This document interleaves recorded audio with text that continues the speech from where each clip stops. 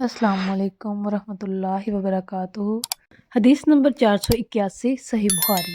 آپ صلی اللہ علیہ وسلم نے فرمایا، ایک مومن دوسرے مومن کے لیے امارت کی طرح ہے کہ اس کا ایک حصہ دوسرے حصے کو قوت پہنچاتا ہے، اور آپ صلی اللہ علیہ وسلم نے ایک ہاتھ کی انگلیوں کو دوسرے ہاتھ کی انگلیوں میں داخل کیا۔ حدیث نمبر 482 صحیح بخاری۔ رسول کریم صلی اللہ علیہ وسلم نے ہمیں دوپہر کے بعد کی دو نمازوں میں سے کوئی نماز پڑھائی، ظہر یا عصر کی۔ ابن سیرین نے کہا کہ حضرت ابو ہریرہ رضی اللہ تعالیٰ عنہ نے اس کا نام تو لیا تھا لیکن میں بھول گیا۔ حضرت ابو ہریرہ رضی اللہ تعالیٰ عنہ نے بتلایا کہ آپ صلی اللہ علیہ وسلم نے ہمیں 2 رکعت نماز پڑھا کر سلام پھیر دیا۔ اس کے بعد ایک لکڑی کی لاٹھی سے جو مسجد میں رکھی ہوئی تھی، آپ صلی اللہ علیہ وسلم ٹیک لگا کر کھڑے ہو گئے۔ ایسا معلوم ہوتا تھا کہ جیسے آپ بہت ہی خفا ہوں، اور آپ صلی اللہ علیہ وسلم نے اپنے دائیں ہاتھ کو بائیں ہاتھ پر رکھا اور ان کی انگلیوں کو ایک دوسرے میں داخل کیا، اور آپ نے اپنے دائیں رخسار مبارک کو بائیں ہاتھ کی ہتھیلی سے سہارا دیا۔ جو لوگ نماز پڑھ کر جلدی نکل جایا کرتے تھے وہ مسجد کے دروازوں سے پار ہو گئے۔ پھر لوگ کہنے لگے کہ کیا نماز کم کر دی گئی ہے؟ حاضرین میں ابو بکر اور عمر رضی اللہ تعالیٰ عنہ بھی موجود تھے، لیکن انہیں بھی آپ سے بولنے کی ہمت نہ ہوئی۔ انہی میں ایک شخص تھا جن کے ہاتھ لمبے تھے اور انہیں ذوالیدین کہا جاتا تھا۔ انہوں نے پوچھا، یا رسول اللہ صلی اللہ علیہ وسلم، کیا آپ صلی اللہ علیہ وسلم بھول گئے یا نماز کم کر دی گئی ہے؟ آپ صلی اللہ علیہ وسلم نے فرمایا کہ نہ میں بھولا ہوں اور نہ نماز میں کوئی کمی ہوئی ہے۔ پھر آپ صلی اللہ علیہ وسلم نے لوگوں سے پوچھا، کیا ذوالدین صحیح کہہ رہے ہیں؟ حاضرین بولے کہ جی ہاں۔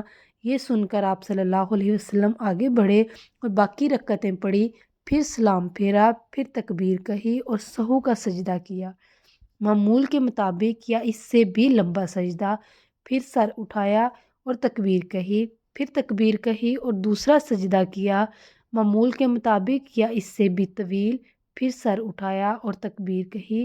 لوگوں نے بار بار ابن سیرین سے پوچھا کہ کیا پھر سلام پھیرا؟ تو وہ جواب دیتے کہ مجھے خبر دی گئی ہے کہ عمران بن حسین کہتے تھے کہ پھر سلام پھیرا۔ حدیث نمبر 483 صحیح بخاری۔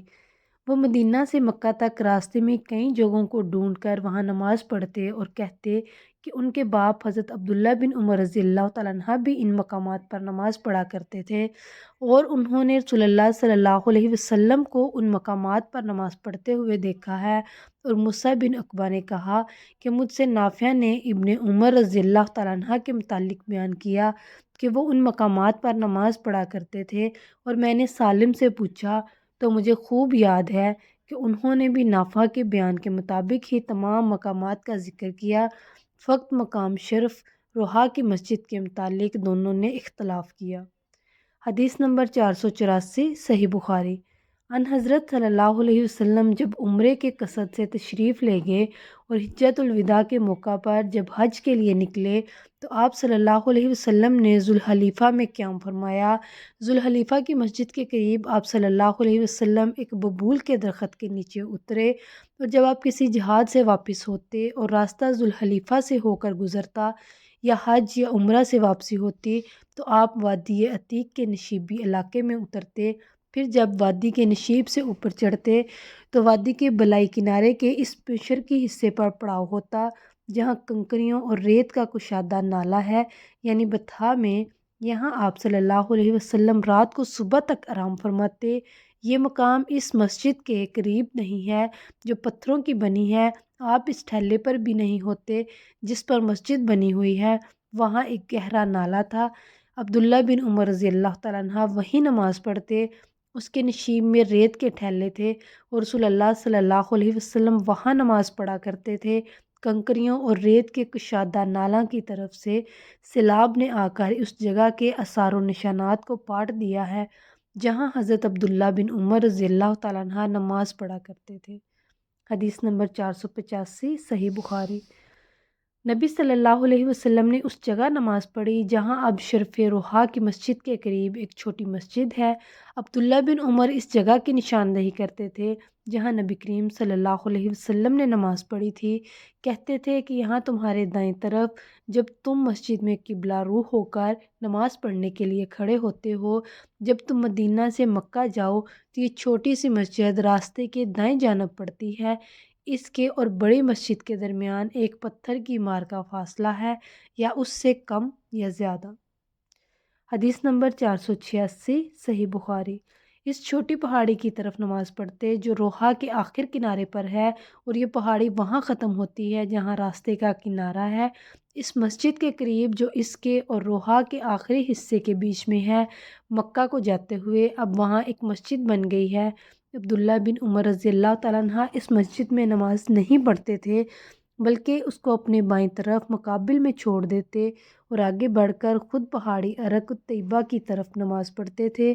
عبداللہ بن عمر رضی اللہ تعالیٰ عنہ جب روحا سے چلتے تو ظہر کی نماز اس وقت تک نہ پڑھتے جب تک اس مقام پر نہ پہنچ جاتے۔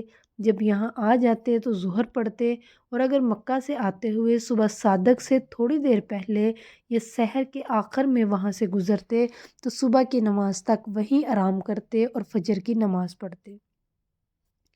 حدیث نمبر 487 صحیح بخاری۔ نبی کریم صلی اللہ علیہ وسلم راستے کے دائیں طرف مقابل میں ایک گھنے درخت کے نیچے وسیع اور نرم علاقے میں قیام فرماتے جو کریا روسیہ کے قریب ہے۔ پھر آپ اس ٹھیلے سے جو روسیہ کے راستے سے تقریباً 2 میل کے فاصلے پر ہے چلتے تھے۔ اب اس درخت کا اوپر کا حصہ ٹوٹ گیا ہے اور درمیان میں سے دوہرا ہو کر جڑ پر کھڑا ہے۔ اس کی جڑ میں ریت کے بہت سے ٹھیلے ہیں۔ حدیث نمبر 488 صحیح بخاری۔ نبی صلی اللہ علیہ وسلم نے کریا ارج کے قریب اس نالے کے کنارے نماز پڑھی جو پہاڑ کی طرف جاتے ہوئے پڑتا ہے۔ اس مسجد کے پاس 2 یا 3 قبریں ہیں۔ ان قبروں پر اوپر تلے پتھر رکھے ہوئے ہیں۔ راستے کے دائیں جانب ان بڑے پتھروں کے پاس جو راستے میں ہیں ان کے درمیان میں ہو کر نماز پڑھی۔ عبداللہ بن عمر رضی اللہ تعالیٰ عنہ کریا ارج سے سورج ڈھلنے کے بعد چلتے اور ظہر اسی مسجد میں آ کر پڑھا کرتے تھے۔ حدیث نمبر 489 صحیح بخاری۔ رسول اللہ صلی اللہ علیہ وسلم نے راستے کے بائیں طرف ان گھنے درختوں کے پاس قیام فرمایا جو ہرشی پہاڑ کے نزدیک نشیب میں ہے۔ ڈھلوان جگہ ہرشی کے ایک کنارے سے ملی ہوئی ہے۔ یہاں سے عام راستے تک پہنچنے کے لیے تیر کی مار کا فاصلہ ہے۔ عبداللہ بن عمر رضی اللہ تعالیٰ عنہ اس بڑے درخت کی طرف نماز پڑھتے تھے جو ان تمام درختوں میں راستے سے سب سے زیادہ نزدیک ہے، اور سب سے لمبا درخت بھی یہی ہے۔ حدیث نمبر 490 صحیح بخاری۔ نبی کریم صلی اللہ علیہ وسلم اس نالے میں اترا کرتے تھے جو وادی مراؤ زہران کے نشیب میں ہے مدینے کے مقابل، جبکہ مقام صفوات سے اترا جائے۔ نبی کریم صلی اللہ علیہ وسلم اس ڈھلوان کے بالکل نشیب میں قیام کرتے تھے۔ یہ راستے کی بائیں جانب پڑتا ہے۔ جب کوئی شخص مکہ جا رہا ہو جس کو اب بطن مرد کہتے ہیں، راستے اور رسول اللہ صلی اللہ علیہ وسلم کی منزل کے درمیان صرف ایک پتھر ہی کے مار کا فاصلہ ہوتا۔ جزاک اللہ۔ صحیح بخاری کی پوری کتاب انشاءاللہ آپ کو میرے چینل پر ملے گی۔ میری نیکسٹ ویڈیو دیکھنے کے لیے میرا چینل سبسکرائب کریں، لائک اور شیئر کرنا مت بھولیں، بیل آئیکن کو ضرور پریس کریں تاکہ میری ہر آنے والی ویڈیو سب سے پہلے آپ کے پاس پہنچ سکے۔ آپ کا بہت بہت شکریہ۔ اپنا بہت سارا خیال رکھیں۔ اللہ پاک آپ کی مشکلیں آسان فرمائے اور آپ کے لیے آسانیاں پیدا فرمائے۔